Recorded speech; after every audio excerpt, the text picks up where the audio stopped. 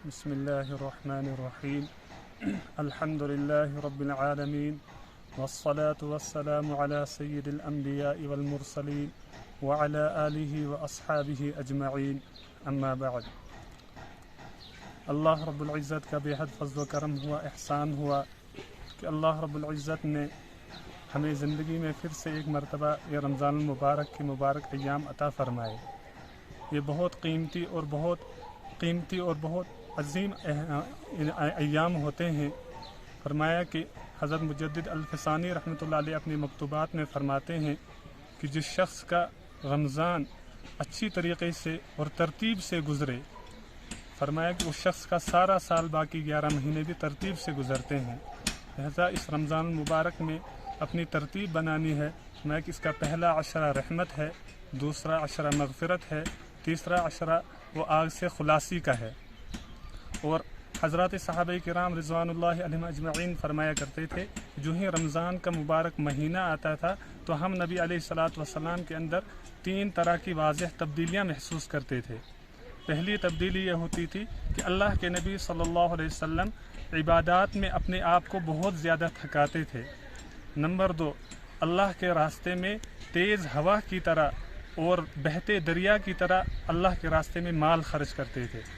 Number 3، دعاؤں میں بہت زیادہ عاجزی اور انکساری کرتے تھے۔ یہ اس لیے ہوتا تھا تاکہ امت کو اس کی تعلیم ہو جائے۔ لہذا ہر امتی کو چاہیے کہ اس رمضان کے ایک ایک لمحے کی قدردانی کرے اور اس کو ان 3 عبادات میں زیادہ خرچ کرے کہ اپنے آپ کو عبادات میں زیادہ تھکائے اور دعاؤں میں خوب زیادہ عاجزی اور انکساری کرے اور خوب اللہ کے راستے میں مال صدقہ کرے، مال خرچ کرے۔ اور فرمایا کہ حدیث پاک میں فرمایا کہ من صام رمضان ایمانا و احتسابا غفر له ما تقدم من ذنبه، جو شخص رمضان کے روزے رکھے ایمان کے ساتھ اور ثواب کی نیت کے ساتھ، غفر له ما تقدم من ذنبه، تو اس کے پچھلے تمام گناہ معاف ہو جائیں گے۔ لہٰذا ہر شخص کو چاہیے کہ اپنے آپ کو جو ہے اس رمضان المبارک کے مہینے میں عبادات میں لگا کر اپنے آپ کو مغفرت کا مستحق بنائے، ورنہ کہیں ایسا نہ ہو کہ ہم یہ رمضان المبارک کے ایام بھی غفلت میں گزار دیں اور ہم کوتاہی کر لیں، یہاں تک کہ ہم جو ہے حضرت جبریل علیہ الصلاۃ والسلام کی اس بددعا کے مستحق ہو جائیں جو حضرت جبریل علیہ الصلاۃ والسلام نے بددعا کی، اور اس بددعا پر حضرت نبی کریم صلی اللہ علیہ وسلم نے آمین فرمائی کہ ہلاک ہو جائے وہ شخص کہ جو رمضان مبارک کا مہینہ پائے اور اس کی مغفرت نہ ہو۔ تو اس بددعا پر حضرت نبی کریم صلی اللہ علیہ وسلم نے آمین کی۔ لہذا ہر شخص کو اپنے آپ کو اس بددعا سے بچانا ہے، کم از کم یہ کہ ہماری مغفرت ہو جائے رمضان المبارک کے مہینے میں، لہذا اس کی قدردانی کرنی ہے۔ اب اس کا چند دن کے بعد اس کا آخری عشرہ شروع ہونے والا ہے، اور یہ آخری عشرہ فرمایا کہ یہ پورے رمضان کا خلاصہ ہوتا ہے۔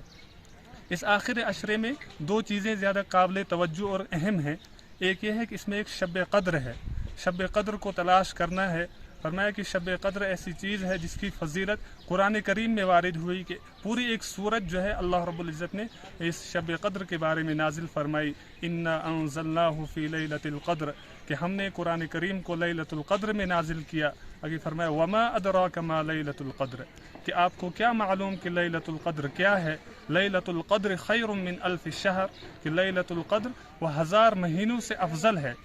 جس خوش نصیب کو یہ رات حاصل ہو جائے، یہ رات میسر ہو جائے، فرمایا کہ 1000 مہینوں کی عبادات سے یہ رات جو ہے، اس رات کی عبادت کہیں زیادہ بہتر ہے۔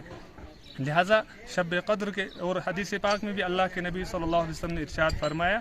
من قام لیلۃ القدر ایمانا و احتسابا غفر له ما تقدم من ذنبه، کہ جو شخص لیلۃ القدر کا قیام کرے ایمان کے ساتھ اور ثواب کی نیت کے ساتھ، اخلاص کے ساتھ، فرمایا اس کے بھی پچھلے تمام گناہ معاف کر دیے جائیں گے۔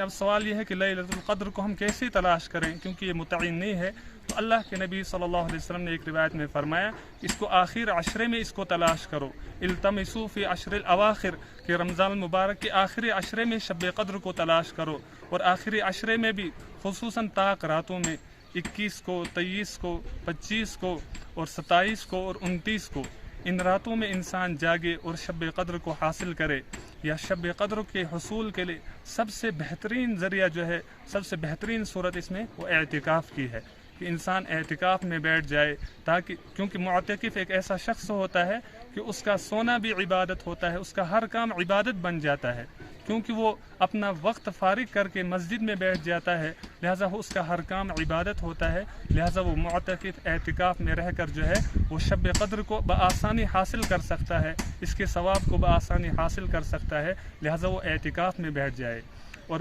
حدیث پاک میں اللہ کے نبی صلی اللہ علیہ وسلم نے ارشاد فرمایا کہ من اعتکف عشرا من رمضان کان کحجتین او عمرتین، کہ جو شخص رمضان کے آخر عشرے کا اعتکاف کرے گویا کہ اس نے 2 عمرہ یا 2 حج کیے، یعنی تھوڑی سی قربانی پر اللہ رب العزت کی طرف سے اتنا ثواب ہے کہ 2 حج کرنے کا ثواب اور 2 عمرہ کرنے کا ثواب۔ اور ایک روایت میں اللہ کے نبی صلی اللہ علیہ وسلم نے ارشاد فرمایا من اعتکف یوما ابتغاء وجہ اللہ جعل اللہ بینہ وبین النار 3 خنادق، کہ جو شخص اللہ رب العزت کی رضامندی کے لیے ایک دن کا بھی اعتکاف کرے تو اللہ رب العزت اس شخص کے درمیان اور جہنم کے درمیان 3 خندقیں آڑ فرما دیتے ہیں، اور ان خندقوں کی مسافت جو ہے وہ آسمان اور زمین کے درمیان کی مسافت کے برابر ہے۔ لہٰذا ہم جو ہے رمضان المبارک ان ایام کی قدردانی کریں اور زیادہ سے زیادہ یہ کوشش کریں، ہر شخص کی یہ تمنا ہو کہ جو ہے میں اعتکاف میں بیٹھوں، اگرچہ یہ اعتکاف سنت مؤکدہ علی الکفایہ ہے، یعنی اگر بستی میں سے ایک شخص بھی اعتکاف میں بیٹھ جائے تو پوری کی پوری بستی جو ہے وہ ترک سنت کے وبال سے محفوظ ہو سکتی ہے، لیکن اگر خدا نخواستہ پوری بستی میں سے ایک بھی اعتکاف میں نہ بیٹھا تو تمام کی تمام بستی وہ ترک سنت کے وبال کا مرتکب ہو جائے گی۔ لہٰذا ہر شخص یہ کوشش کرے کہ یہ مبارک مہینہ ہے اور یہ موقع ہے، یہ موقع زندگی میں بار بار نہیں ملتا ہے، لہٰذا ہر شخص یہ کوشش کرے کہ جو ہے اعتکاف میں رہے اور اعتکاف میں اللہ رب العزت کی خوب عبادت کرے، اپنے لیے دعا کرے، پوری امت کے لیے دعا کرے، اور اس اعتکاف کی برکت سے اسے شب قدر بھی نصیب ہو جائے گی۔ اللہ رب العزت ہمیں کہنے سننے سے زیادہ عمل کی توفیق عطا فرمائے۔ وآخر دعوانا ان الحمد للہ رب العالمین۔